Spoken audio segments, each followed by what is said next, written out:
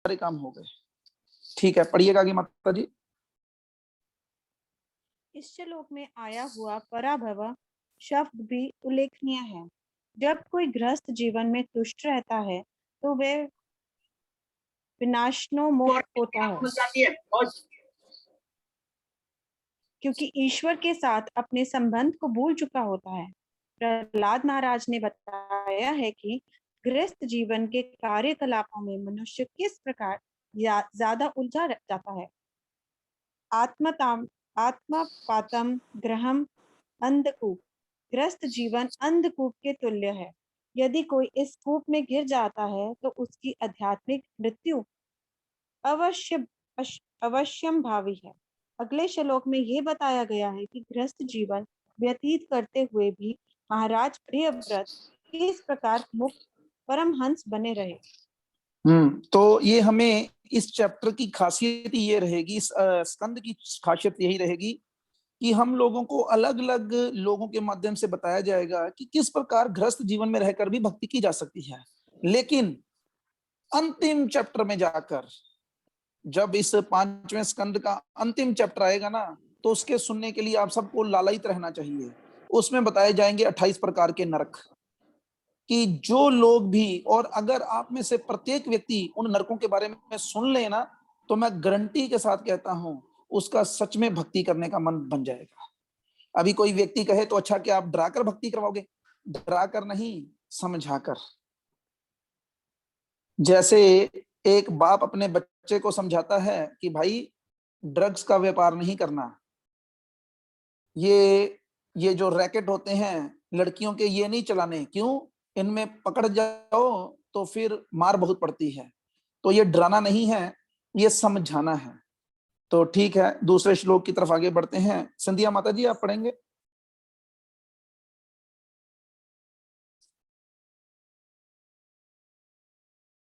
हरे कृष्णा प्रभु जी। हरे कृष्णा। भक्त जन निश्चय ही मुक्त पुरुष होते हैं, अतः हे विप्रवर, वे संभवतः गृह कार्यों में दत्तचित नहीं रह सकते। आप देख पा रहे हैं ना कि क्या चर्चा चल रही है? हाँ जी। ये अगर आप बिना देखे आपने पीछे नहीं जाना, पीछे पेज नहीं करना। ये श्लोक किसके द्वारा बोला जा रहा है?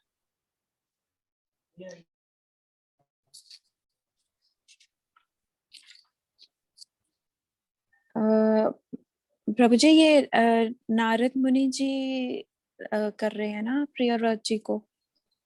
नहीं, अभी क्या है, अभी परीक्षित महाराज सुखदेव गोस्वामी को ये बातें बोल रहे हैं।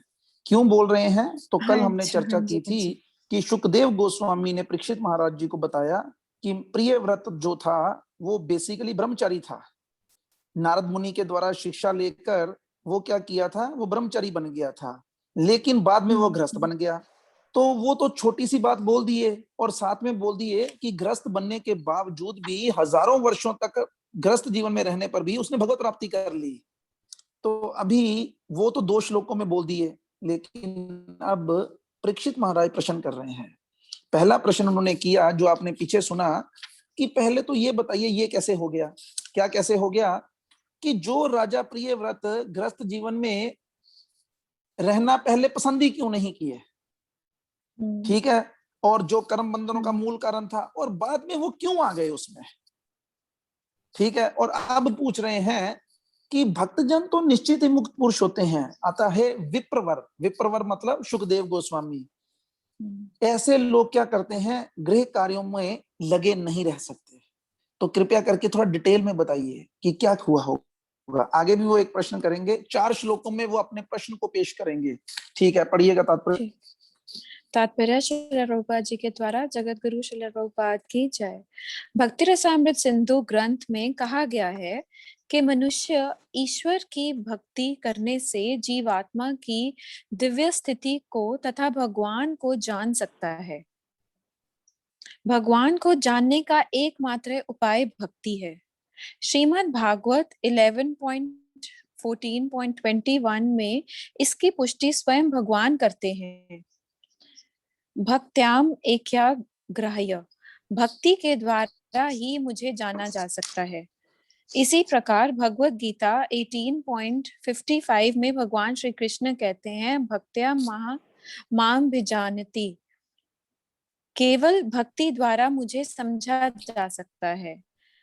अतः गृहस्थ जीवन में लिप्त होना भक्त के लिए असंभव है, क्योंकि भक्त तथा उसके साथी मुक्त होते हैं।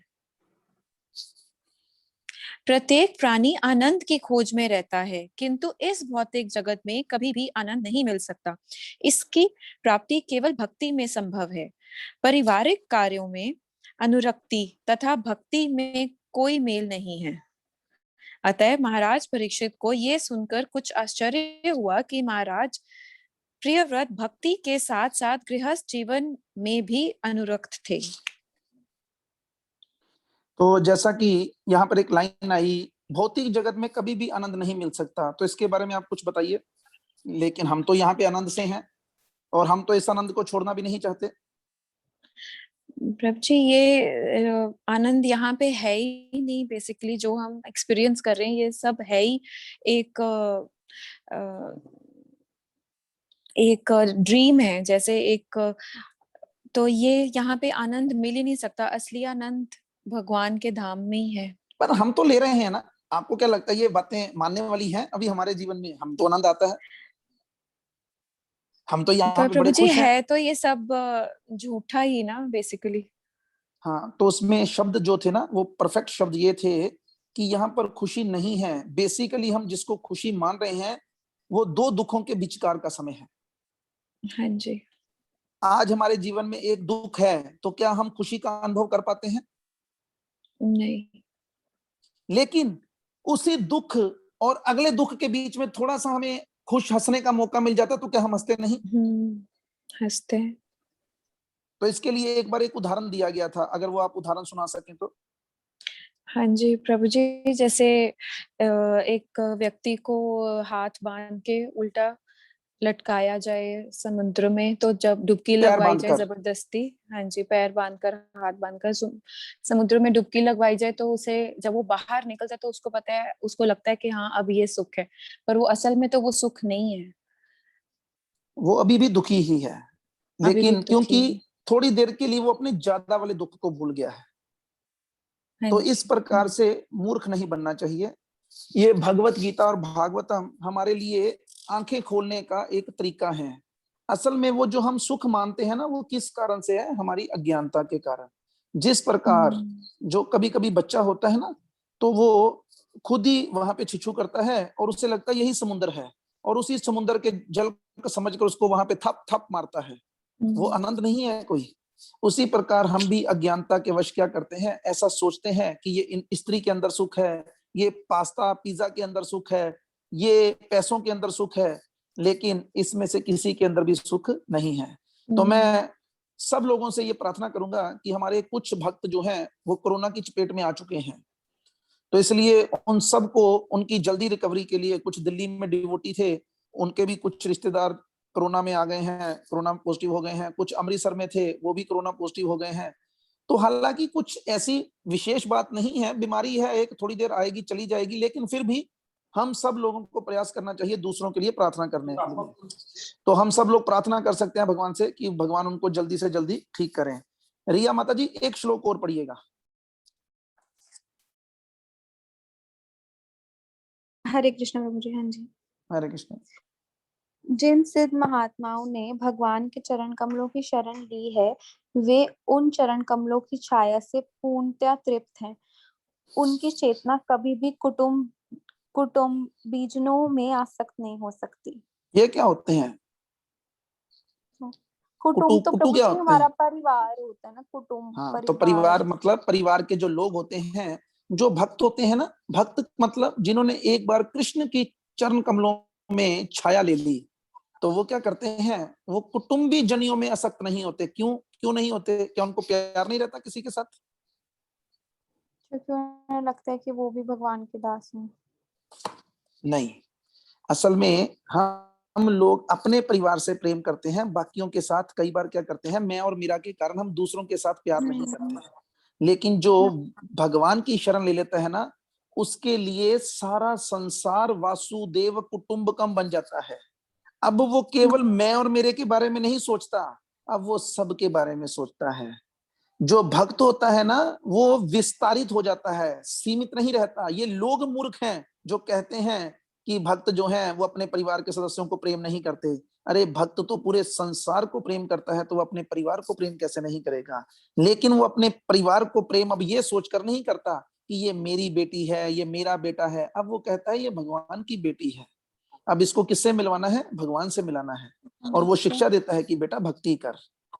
और जो स्वार्थी पिता होता है वो कहता है बेटा पढ़, बेटा पढ़, तेरी शादी करनी है, बेटा पढ़, मैंने जो जिंदगी में शादी करके कष्ट भोगे हैं वो तुझे भी तो दिलवाने हैं, इसलिए कर।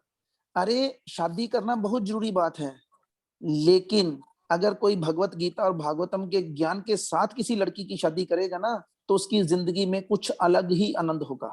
लेकिन ये आजकल के पिता लोगों को पता ही नहीं है। हाँ जी, आगे। आजकल के पिता लोगों को क्या पता है? बेटा तू शराब नहीं पीती है, अभी तक नहीं शुरू की तूने? कौन सी क्लास में होगी तू? 2-2 पैग तो लगाया कर, फिर अच्छा रिश्ता कैसे मिलेगा अगर तू पीती नहीं तो ऐसी तो बातें हैं। और ऊपर से ऐसी पिक्चरें बनती हैं जिसमें माँ अपनी बेटी से पूछती है कि तेरे कितने बॉयफ्रेंड हैं? ले, अभी तक तूने, तेरी तेरी जितनी उम्र थी तो मेरे तो 4-4 बॉयफ्रेंड थे। ऐसी बेवकूफों जैसी बातें, ऐसी माएं और ऐसे पिता नरक में भी जाने के योग्य नहीं। हाँ जी, पढ़िएगा आगे। तात्पर्य जगत गुरु श्री प्रभुपाद के द्वारा जगत गुरु श्री प्रभुपाद जी की जय। श्री नरोत्तम दास ठाकुर ने गाया है, निताई पद कमल कोटि चंद्र सुशीतल, ये छाया जगत जुड़ाया। उन्होंने भगवान नित्यानंद के चरण कमलों की छाया को इतना शीतल तथा सुंदर बताया है कि भौतिक कार्यों की अग्नि से सदैव संतप्त रहने वाले समस्त भौतिकवादी उन चरण कमलों की छाया में आकर पूरी पूरी राहत पाते हैं और तृप्त हो जाते हैं। ग्रस्त जीवन तथा आध्यात्मिक जीवन का अंतर वही समझ सकता है जिसने परिवार में रहकर कष्ट भोगे हैं। अतः जो एक बार कल की खबर है, आपने शायद सुनी हो, आपने भी सुनी हो। रिलायंस कंपनी का एक कोई बड़ा अफसर था, कहते राइट हैंड था अनिल, उसका मुकेश अंबानी का 75 crore rupees salary per year. और कल वो जैन मुनि के आश्रम में जैन मुनि बन गया है। शायद आपने सुनी हो खबर। प्रशांत शाह नाम था उसका। देखो इतना बड़ा व्यक्ति और क्या बन गया, सब कुछ छोड़ छाड़ के सन्यासी बन गया। हाँ जी, आगे।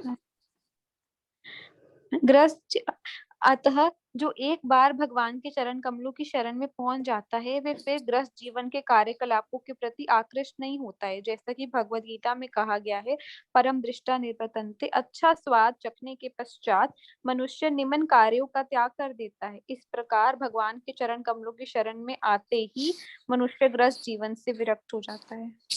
तो यहाँ पर फिर क्यों चले गए वो प्रियव्रत महाराज दोबारा ग्रस्त जीवन में? हाँ नहीं बताइए। उन्होंने पता नहीं प्रभु जी, फिर पता नहीं, आप बताइए। नहीं आप बताइए, मैंने कौन सा कुछ उल्टा बोलना है, सीधा ही बोलना, जो आप बोलेंगी वही मैं बोलूंगा। प्रभु जी पहले तो उनको पता ही था कि नहीं करना है, ग्रस्त जीवन में नहीं जाना, फिर वो फिर से आ गए। हाँ ना, तो यही तो सोचने वाली बात है ना। अरे देखो, जो भक्त होता है ना, उसमें यही तो होती है खासियत। उसका अपना कुछ भी नहीं है, वो भगवान के लिए जी रहा है। भगवान ने कहा ब्रह्मचारी बन जाओ तो वो बन गया। भगवान ने कहा तुम गृहस्थ बन जाओ, मुझे गृहस्थी की जरूरत है, तो वो गृहस्थ बन गए। अगर वो उस वक्त गृहस्थी ना बनते, इसका मतलब तो वो अपनी, हमें क्या बनना है, हमें भगवान के हाथ की कठपुतली बनना है। कठपुतली कभी कहती है कि मैंने ब्रेक डांस नहीं करना? नहीं। उससे चाहे सैड सॉन्ग गवाया जाए या चाहे डांस करवाया जाए, वो करती है। तो इसी प्रकार हम लोगों को भी इससे सीख लेनी है। हम लोगों को भी, और ये सीख अभी देखो, ये तो आप भी समझती हैं कि अभी सीधा भगवान तो आपको आने से आदेश देने से रहे, ठीक है ना, और ना मुझे देने से रहे। तो इस वक्त हमें लोगों को क्या करना है, इसके लिए ही लोगों को गुरु की जरूरत पड़ती है कि पहले क्या करो, पहले गुरु की शरण में चले जाओ और गुरु के पास जाकर उनकी आज्ञा का पालन करना सीख लो। जब तुम गुरु की आज्ञा का पालन करना शुरू कर दोगे ना, यस्य प्रसादाद भगवत प्रसादो यस्य प्रसादान नगति कतोपि, उनको प्रसन्न कर लो। उनको प्रसन्न करने से क्या होगा, भगवान भी तुमसे प्रसन्न हो जाएंगे। हमको ये तरीका नहीं मालूम। हम क्या सोचते हैं, हम अपनी मर्जी करेंगे। मेरा दिल करेगा तो मैं पढ़ूंगी, मेरा दिल करेगा तो मैं जप करूंगी। जैसे मैंने इस क्लास के अंदर देखी एक खासियत कुछ लोगों के अंदर, वैसे वो सब लोगों की रूटीन है। मानो पहले मैं किसी को कहूं, अभी मैं जैसे कई लोगों को कहता हूं ना कि पढ़ा कीजिए पढ़ा कीजिए, तो लोग पढ़ते हैं? नहीं पढ़ते। और 2 बार जो पढ़ लेगा ना, फिर वो तीसरी बार क्या सोचता है, अब नहीं पढ़ना, या तो मुझे ना पढ़ने को बोलेंगे।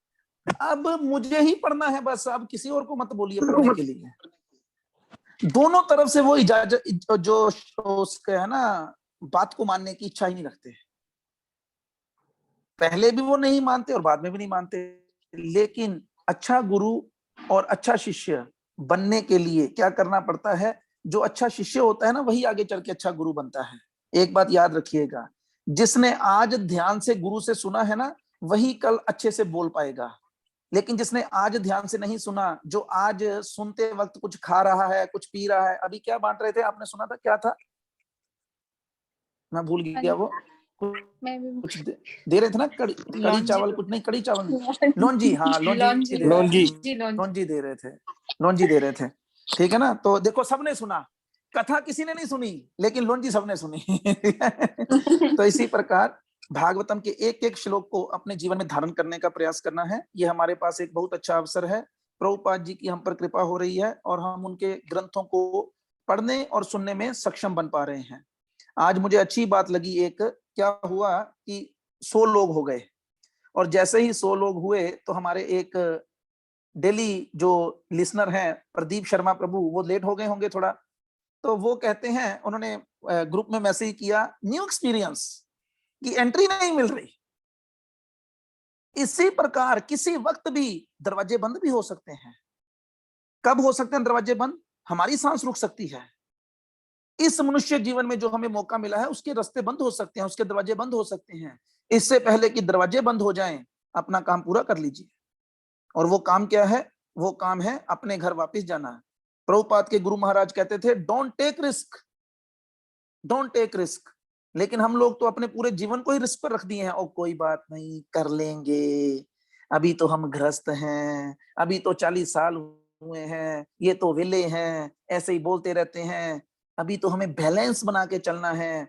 एक हाथ में भगवत गीता और दूसरे हाथ में उसकी किसकी मॉकटेल का गिलास रखना है, एक पैर भक्ति में रखना है और दूसरा अपने रिश्ते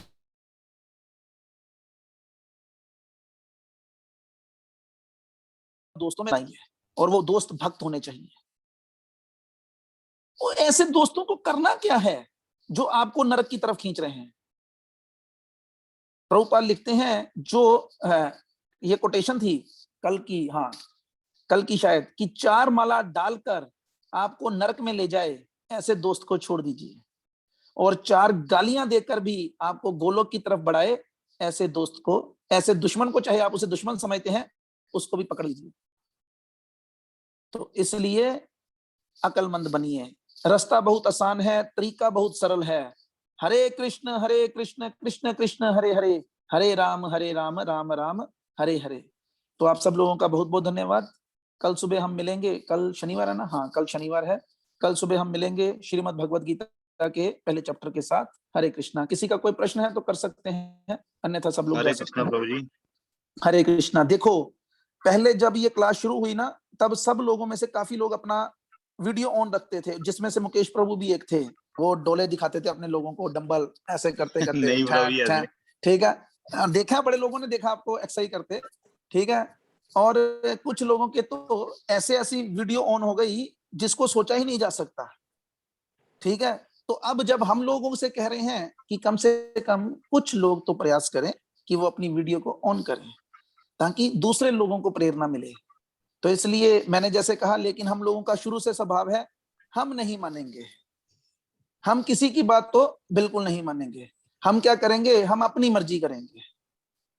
अपनी मर्जी करना जिस दिन हमने छोड़ दिया उस दिन भक्ति में हमारी प्रगति शुरू हो गई। कोई देखिए, गुरु भी दो प्रकार के होते हैं। एक होता है दीक्षा गुरु, और वो एक ही होता है, उसमें दूसरे की कोई जगह नहीं है। लेकिन शिक्षा गुरु अनेकों हो सकते हैं। तो गुरु ही है, चाहे इवन शास्त्रों में तो यहां तक कहा गया है कि दीक्षा गुरु से भी अधिक शिक्षा गुरु की वैल्यू है।